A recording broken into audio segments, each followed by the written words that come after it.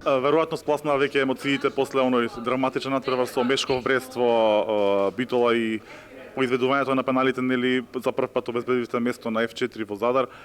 Кажи ми твоите очекувања од утрешниот дуел со Веспрем.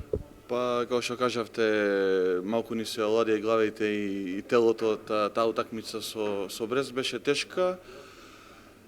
Се заврши све на наша страна. Тепавме, дојавме тука за прв пат, многу играчи се на Final Four, тука е све, организацијата е на многу високо ниво. Утре играме со Веспрем, преденен за титула во Лига Шампиони. Ова година, мислам дека ова година има најдобрата екипа што имале некогаш и ништо, ќе треба да изгинеме на терен и да уживаме.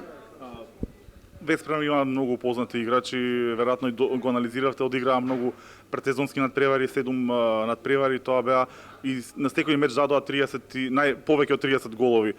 Сметате ли дека вашата одбрана ќе го може да ви помогне да го добиете овој надпревар? Па нашата одбрана и во Струга и со Брест утакмицата покажа дека е подобар од нападот, примавме многу малку голови. А сега со Веспрем тие ги има најдобрите напаѓачи во свет што може да ги имаат и мислам дека ако ги спуштиме по 30 гола ќе биде голем успех за нас. Ова е прв деби настап на Еврофарм на завршните турнири во СЕХА.